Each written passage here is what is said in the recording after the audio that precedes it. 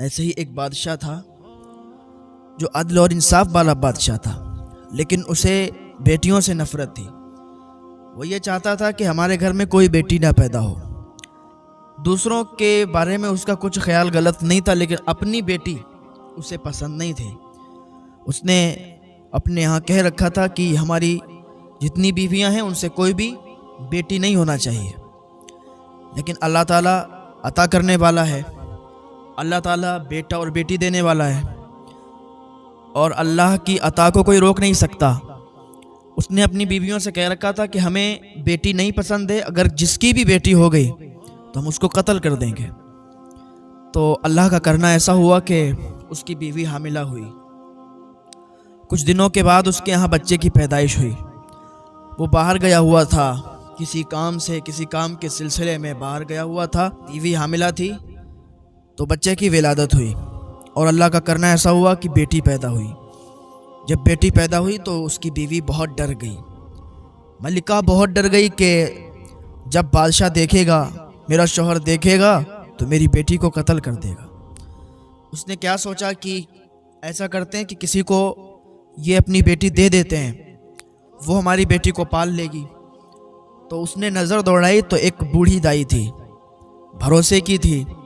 اس کو بلایا اور بلا کر کہا کہ دیکھو یہ میری بیٹی ہے، آپ اس کی پرورش کرو، آپ اس کی دیکھ بھال کرو، آپ کو میں یہ ذمہ داری دیتی ہوں، اور جب میری بیٹی بڑی ہو جائے تو پھر میرے پاس لے آنا۔ وہ دائی اماں کو اس نے بیٹی دی اور کچھ رقم اس کو دے دی تاکہ وہ اس کی پرورش میں کوئی کمی نہ رکھے۔ وہ بوڑھی دائی تھی، اس کو لے کے اپنے گھر چلی گئی۔ محل میں یہ مشہور ہو گیا کہ بیٹی مری ہوئی پیدا ہوئی تھی۔ جب یہ مشہور ہوا، بادشاہ آیا، اس کو بتا دیا گیا کہ تمہاری بیٹی پیدا ہوئی تھی جو کہ مری ہوئی تھی، اور دائی اماں نے بھی کسی کو نہیں بتایا تھا۔ یہ سارے کام چپکے سے ہو رہے تھے۔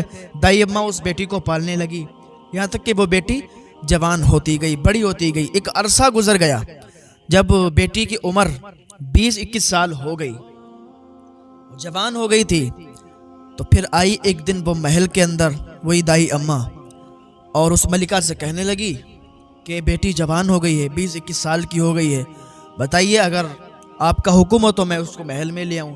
میں نے اس کو بتایا بھی کچھ نہیں ہے۔ کہا ایسا ہے، ابھی آپ اپنے ہی گھر رکھو، اگر آپ یہاں لاؤ گی تو بادشاہ اس کو قتل کر دے گا، اور میں نہیں چاہتی کہ میری بیٹی ایسے ہی مار دی جائے۔ ماں ہوتی ہے نا، اس کو اپنے بچے سے بڑا پیار ہوا کرتا ہے۔ ماں کے سامنے اگر آپ اس کے بچے کو تکلیف پہنچاؤ گے تو وہ سہ نہیں سکتی، اسے برداشت نہیں ہو سکتا۔ ماں ہوتی ہے یار۔ تو اس نے منع کر دیا۔ بادشاہ ایک دن شکار پہ نکلا تھا۔ بادشاہ گیا تھا جنگل کی طرف، شکار کے لیے جا رہا تھا، تو راستے میں اسی بوڑھی دائی کا گھر پڑ گیا۔ بوڑھی اماں کا گھر پڑا تو بیٹی بادشاہ کی وہیں تھی، 20-21 سال اس کی عمر ہو چکی تھی، اور اتنی خوبصورت تھی کہ اس شہر میں اس سے زیادہ کوئی خوبصورت لڑکی نہیں تھی۔ بادشاہ کی جب نظر اس پر پڑی تو بادشاہ نے اپنے وزیر سے کہا کہ سنو یہ کون لڑکی ہے؟ تو وزیروں نے کہا کہ یہ اس بوڑھی دائی کی بھانجی ہے۔ بوڑھی دائی نے سب کو یہ بتا رکھا تھا کہ میری بھانجی ہمارے یہاں رہتی ہے۔ تو بادشاہ نے کہا کہ تم سب لوگ کل اس کے یہاں رشتہ لے کے آنا، مجھے یہ لڑکی پسند ہے، میں اس سے شادی کرنا چاہتا ہوں، اس سے نکاح کرنا چاہتا ہوں۔ وزیروں نے کہا ٹھیک ہے۔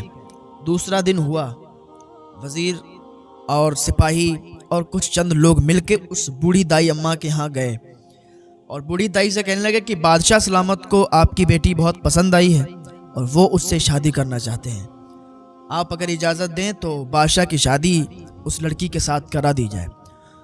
بوڑھی دائی نے جب اتنا سنا تو پیروں سے زمین کھسک گئی، کیونکہ اس کو ہی تو معلوم تھا کہ یہ بیٹی اسی بادشاہ کی ہے، اور وہ بادشاہ اس سے شادی کرنا چاہتا ہے، یہ کیسے ہو سکتا ہے؟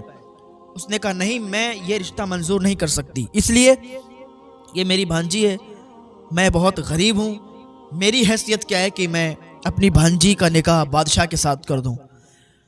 وزیر چلے آئے، بادشاہ کو بتایا، بادشاہ نے پھر بھیجا۔ وزیروں نے بڑی منت سماجت کی، بوڑھی کو منایا، لیکن بوڑھی نہیں مانی، کیونکہ وہ کیسے کر سکتی تھی؟ وہ تو اس کا باپ تھا نا بادشاہ، اور باپ اپنی بیٹی کے ساتھ کیسے نکاح کر سکتا ہے، کیسے شادی کر سکتا ہے؟ بوڑھی تو سب حال جانتی تھی نا۔ تو تیسرے دن جب وزیروں نے جا کے بادشاہ سے بتایا کہ بادشاہ سلامت بوڑھی نہیں مان رہی، تو اس نے کہا سنو اب تم جاؤ، وزیروں کو حکم دیا اور کہا بوڑھی اگر نہ مانے تو بوڑھی کو اٹھا کے لانا، دربار میں پیش کرنا، سزا بھی دینا۔ تو وزیر گئے، وزیروں نے بوڑھی کو منایا، بوڑھی نہیں مانی، کہ اسے تو معلوم تھا۔ جب نہیں مانی تو وزیروں نے مارنا شروع کر دیا، بوڑھی کو بہت تکلیف دی، کافی مارا، ایک تو ویسے بھی کمزور تھی، پھر اس کو مزید مارا اور وہاں سے اٹھا کے لائے دربار میں پیش کیا۔ بادشاہ نے کہا کہ تم اپنی بھانجی کا نکاح میرے ساتھ کیوں نہیں کرنا چاہتی ہوں، آخر کیا وجہ ہے؟ تو بوڑھی نے کہا سنو میں اس لیے نہیں کرنا چاہتی ہوں کہ وہ کوئی اور نہیں ہے، وہ آپ کی بیٹی ہے، وہ آپ کی بیٹی ہے، اور آپ ایسا کام کر رہے ہیں کہ آپ اپنی بیٹی ہی سے نکاح کرنا چاہتے ہیں۔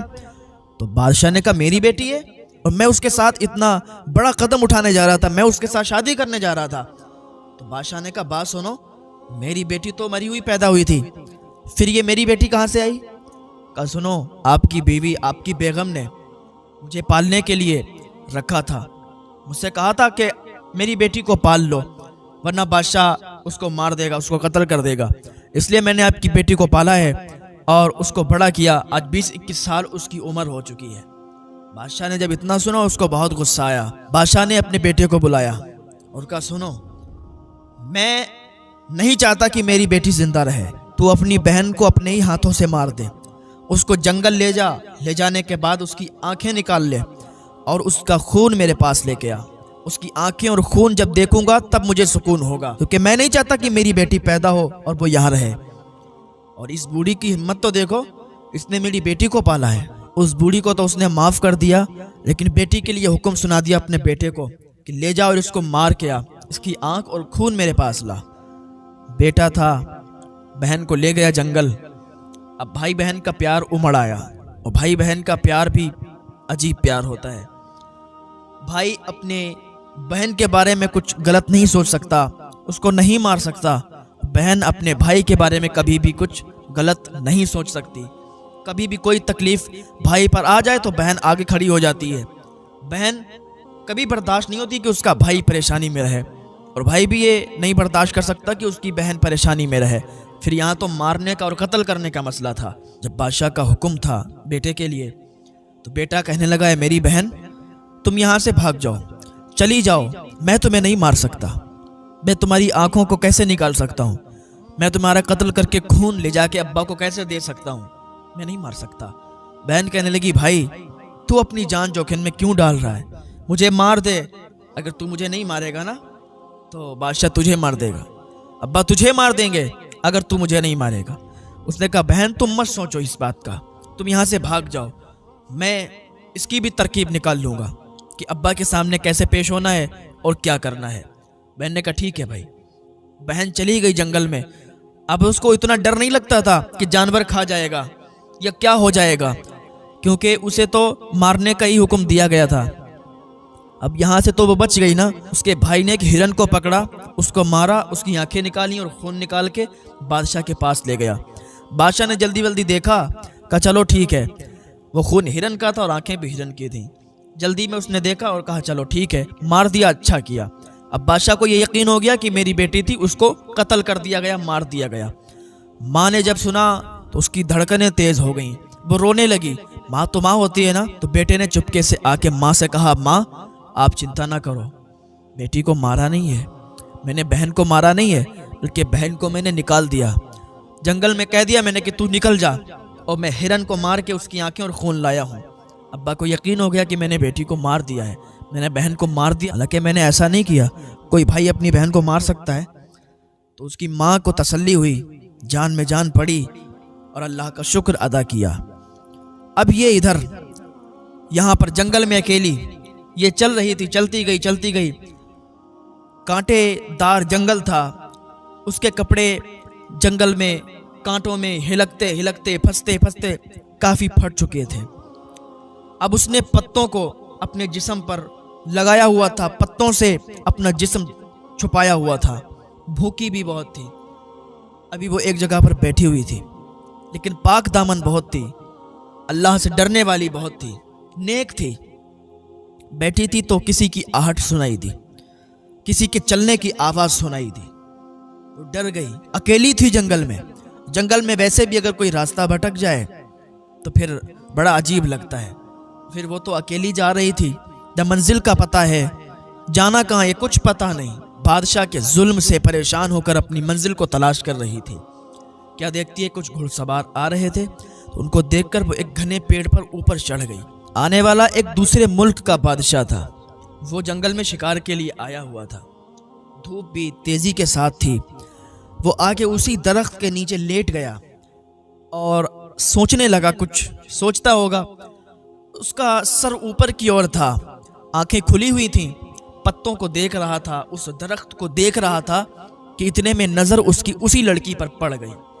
जब उस लड़की पर नजर पड़ी, जंगल में अकेली लड़की और वो भी घने दरख्त पर बैठी हुई, तो वो जल्दी से उठ के दूर खड़ा हो गया। कहा, तुम कौन हो?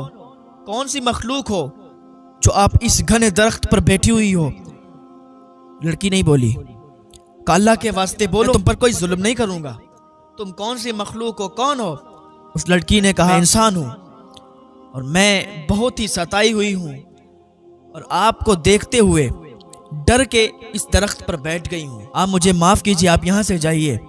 उस बादशाह ने पूछा, आप बताइए तो सही कि आप हो कौन, कहां से आई हो?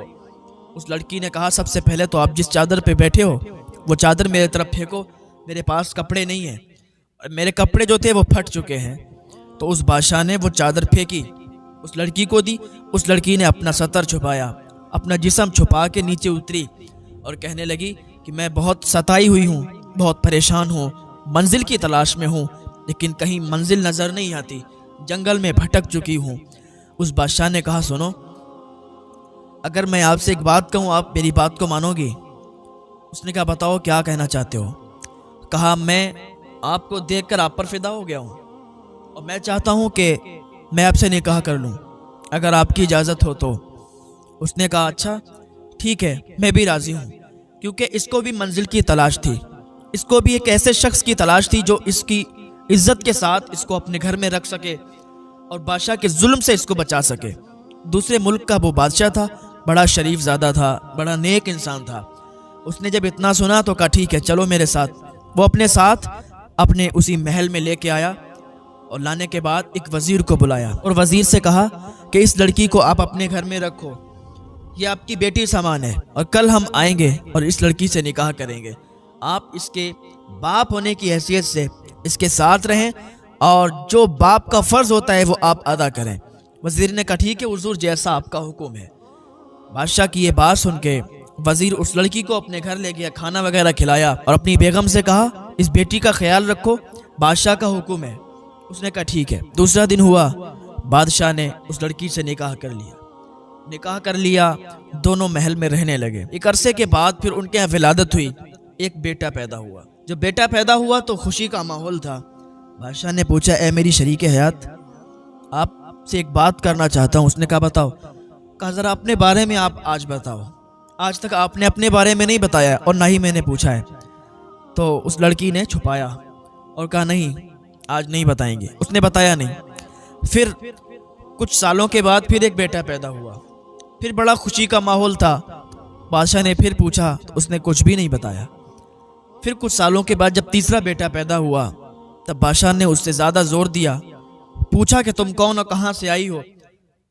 तो उसने अपनी पूरी कहानी बताई कि मैं एक बादशाह की बेटी हूँ। बादशाह को बेटियों से नफरत है, उसके जो भी कोई बेटी पैदा होती है वो कत्ल करवा देता है। ये तो मेरी माँ थी, जब मैं पैदा हुई तो बादशाह घर पे नहीं था, बादशाह महल में नहीं था। जब मैं पैदा हुई तो मेरी माँ ने मुझे एक दाई अम्मा के हवाले कर दिया, उन्होंने मेरी परवरिश की।